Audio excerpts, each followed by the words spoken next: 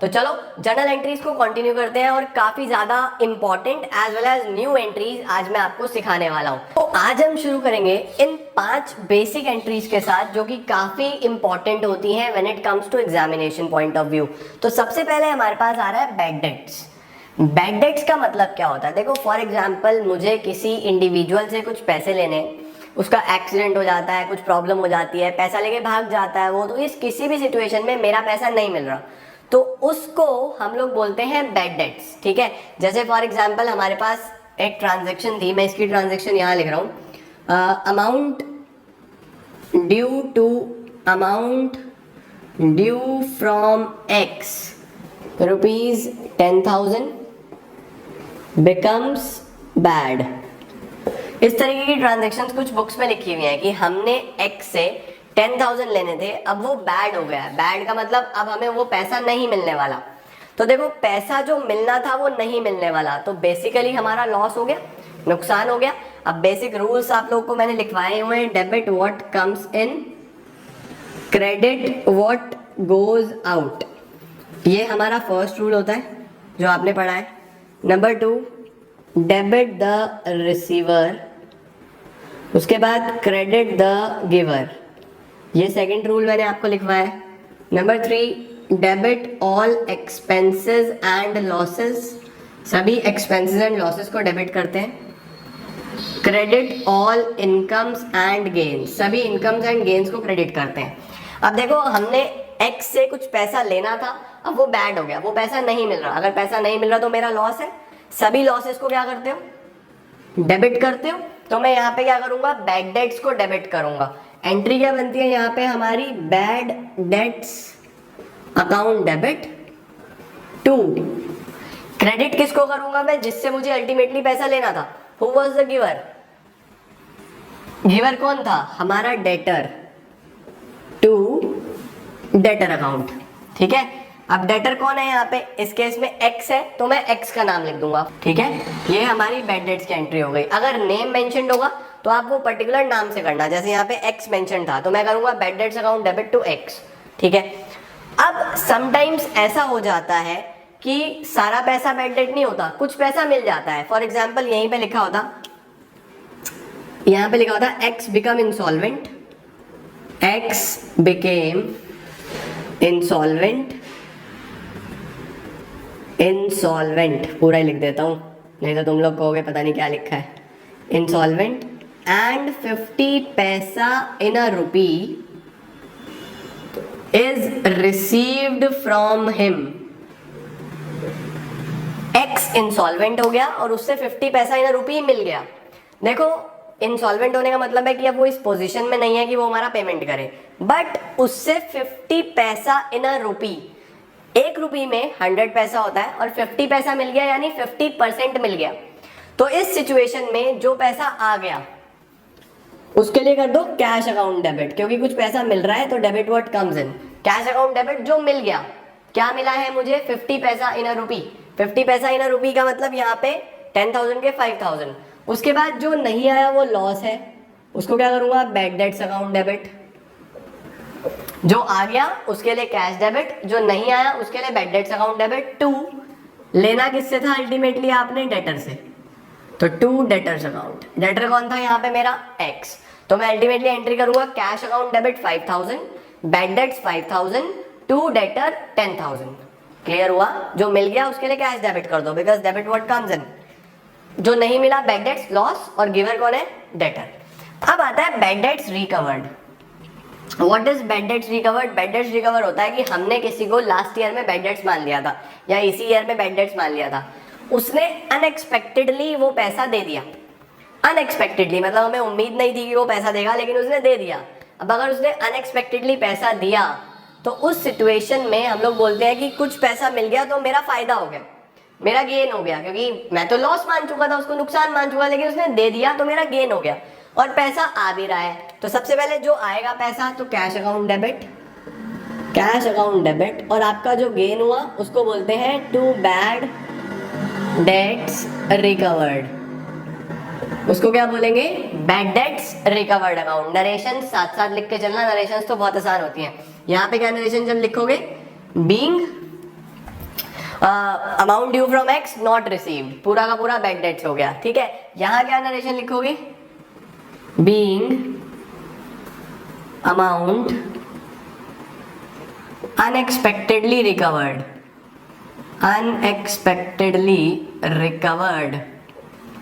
ठीक हो गया, इस तरीके से नरेशंस लिखी जा सकती है इनके अंदर basic. Cash account debit to bad debts recovered. Depreciation, देखो डेप्रीसिएशन का मतलब होता है जब किसी फिक्स एसेट्स को हम लोग कॉन्टिन्यूसली यूज करते हैं तो उसकी वैल्यू टाइम के साथ कम होती चली जाती है। आप कोई भी एसेट ले लो, आपका ये सेलफोन ले लो जिसपे आप वीडियो देख रहे हो, या आपका लैपटॉप ले लो, अल्टीमेटली ये भी टाइम के साथ साथ इनकी वैल्यू क्या होती रहती है, कम होती रहती है। वो जो वैल्यू कम होती है उसी को बोलते हैं हम लोग डेप्रीसिएशन। अब देखो अगर वैल्यू कम हो रही है तो हमारा नुकसान है, लॉस है, तो लॉसेस सारे क्या होते हैं, डेबिट, डेबिट और लॉसेस। तो अल्टीमेटली डेप्रीसिएशन भी क्या होगा, डेबिट होगा। Depreciation account debit, depreciation debit हो गया। उसके बाद डेप्रीसिएशन अल्टीमेटली किस पे लगा है, आपके फिक्स्ड एसेट पे लगा है, और एसेट की वैल्यू क्रेडिट में कम होती है। अगर आपने मेरा अकाउंटिंग इक्वेशन वाला वीडियो देखा है तो वहां पे मैंने आपको क्लियर वाला रूल समझाया था। अगर नहीं देखा तो अकाउंटिंग इक्वेशन पे जाना, उसके 4th पार्ट में क्लियर वाला रूल समझाया है कि एसेट किधर कम होता है किधर ज्यादा होता है। तो देखो एसेट की वैल्यू कम हो रही है तो एसेट की वैल्यू कम होती है क्रेडिट साइड में, तो मैं लिखूंगा depreciation account debit to fixed assets. समझे? अब जो भी एसेट होगा, अगर मशीनरी गिवन है तो मशीनरी लिख देना, फर्नीचर गिवन है तो फर्नीचर लिख देना, टोटली अप टू यू। अब ये तो हो गए 3 एंट्रीज। इसके बाद मुझे आपको समझानी है अल्टीमेटली ये 2 एंट्रीज और, interest on capital and interest on drawings. देखो फॉर एग्जांपल ये फर्म है, दिस इज अ फर्म, और ये ऑनर है, this is owner mister Chintu. Chintu ने क्या करा, चिंटू ने फर्म में पैसा लगाया जिसको ये बोलता है कैपिटल, इसको क्या बोलता है ये, कैपिटल। अब चिंटू फर्म को बोल रहा है कि फर्म अगर मैं आपको पैसा ना देके ये पैसा बैंक में रख देता, अगर मैं आपको पैसा ना देके पैसा बैंक में रखता तो बैंक भी तो मुझे इंटरेस्ट देता, बैंक भी मुझे क्या देता, इंटरेस्ट। कोई भी पैसा बैंक में रखते हैं तो बैंक इंटरेस्ट देता है ना। सिमिलरली आप भी मुझे इंटरेस्ट दो, फर्म को क्या बोल रहा है, आप भी मुझे इंटरेस्ट दो, क्योंकि मैंने पैसा बैंक में नहीं रखा है, मैंने तो पैसा आपके पास दिया है, तो आप मुझे इस पे क्या दो, इंटरेस्ट दो। तो फर्म इसको इंटरेस्ट देती है, फर्म इंटरेस्ट देगी तो अल्टीमेटली फर्म का नुकसान है, इंटरेस्ट तो फर्म के लिए नुकसान हो रहा है, पैसा जा रहा है, तो सारे के सारे एक्सपेंसेस और लॉसेस डेबिट होते हैं। तो हम इंटरेस्ट ऑन कैपिटल को भी करेंगे debit, interest on capital account debit. क्यों डेबिट करा, क्योंकि फर्म को पेमेंट करनी पड़ रही है, फर्म के लिए एक्सपेंसेस लॉसेस में आ जाता है। अब इसको ये पैसा मिल रहा है, ये तो खुश है, ये तो बढ़िया अपना दांत चमका चमका के हंस रहा है, तो बहुत खुश है। अब ये जो खुश है, क्यों खुश है, क्योंकि इसको पैसा मिल रहा है तो इसकी कैपिटल बढ़ रही है बेटा, कैपिटल बढ़ रही है। अब कैपिटल जब बढ़ती है तो अल्टीमेटली कैपिटल भी होती है क्रेडिट, कैपिटल जब इंक्रीज होती है तो क्रेडिट होती है। क्लियर वाला रूल जाके देखो, क्लियर वाला रूल मैं दोबारा से लिख देता हूं यहाँ पे, CLEAR, ये है capital, liability, expenses, assets, revenue. लिख लेना जिन्होंने नहीं लिखा। एक्सपेंसेस और एसेट डेबिट में इंक्रीज होते हैं और क्रेडिट में डिक्रीज होते हैं, यानी अगर मैं एक्सपेंस या एसेट को डेबिट करूंगा तो बढ़ेगा, क्रेडिट करूंगा तो कम होगा। और कैपिटल, लाइबिलिटी और रेवेन्यू डेबिट में डिक्रीज होते हैं और क्रेडिट में इंक्रीज होते हैं। तो देखो इसकी कैपिटल बढ़ रही है तो किधर इंक्रीज होगी, क्रेडिट में, क्रेडिट में लिखा ना मैंने इंक्रीज होगा, तो मैं क्या लिखूंगा, interest on capital account debit to capital account. ये क्लियर वाला फंडामेंटल अकाउंटिंग इक्वेशन में जाके देख लेना, पार्ट नंबर 4 में एकदम क्लियर हो जाएगा वहां पे, ठीक है। Interest on capital to capital being interest on capital provided by firm, ठीक है। 5th आता है हमारे पास interest on drawings. Interest on drawings क्या है, अब सर इंटरेस्ट ऑन ड्रॉइंग्स को भी समझ लो फटाफट, फिर से एक डायग्राम बनाएंगे बढ़िया सा। फर्म है, ये चिंटू है, ठीक है। अब इस बार फर्म से चिंटू ने पैसा निकाला, जिसको क्या बोलते हैं, ड्रॉइंग्स।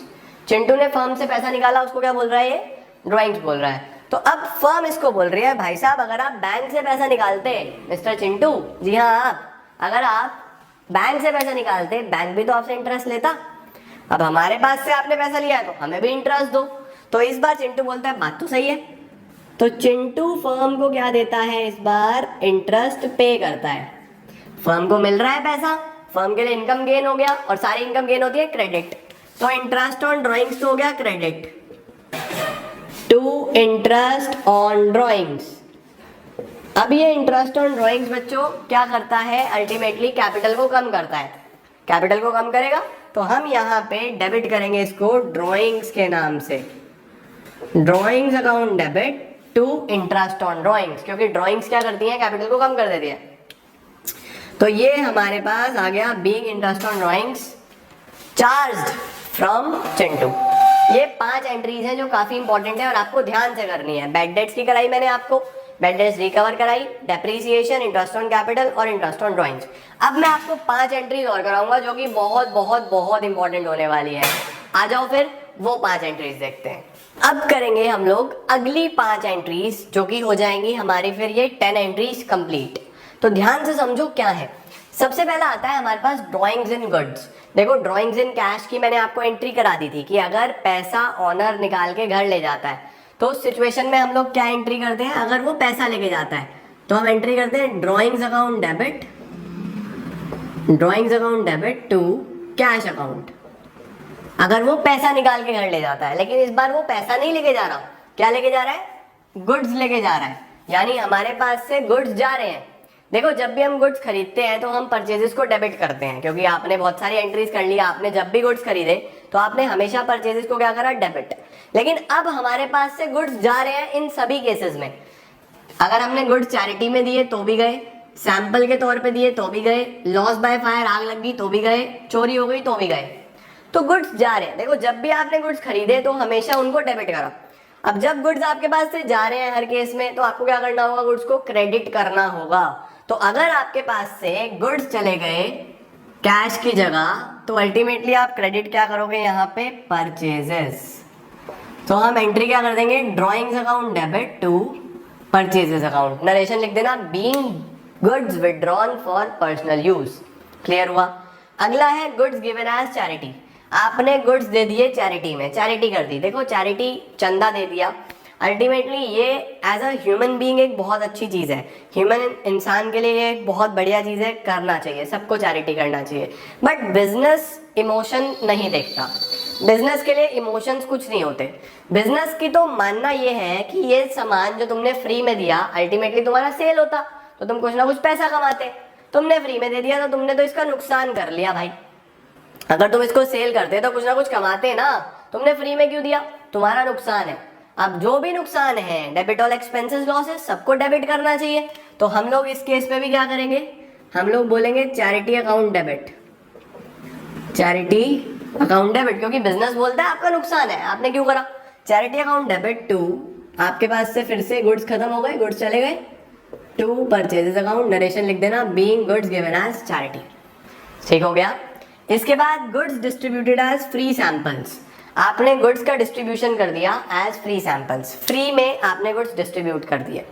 देखो फ्री सैंपल्स किन के पास आते हैं, जैसे डॉक्टर्स के पास मेडिसिन के सैंपल्स आते हैं, स्कूल में बुक्स के सैंपल्स आते हैं, मैगजीन्स के सैंपल्स आते हैं। तो ये सब सैंपल्स क्यों भेजती हैं कंपनीज, ये कंपनीज सिर्फ इसलिए भेजती हैं ताकि उनका एडवर्टीजमेंट हो सके, समझे। तो जब भी आपके पास distributed as free samples worth आए तो वहां आप हमेशा क्या टर्म यूज करोगे, एडवर्टीजमेंट। ठीक हुआ। अब बिजनेस बोलता है आपका तो ये भी नुकसान है, अगर आप उसको फ्री में ना देते तो सेल होता, आपने फ्री में दिया तो फिर से लॉस, तो डेबिट करो इसको भी। लिखूंगा क्या मैं लिखूंगा advertisement expense, advertisement expense account debit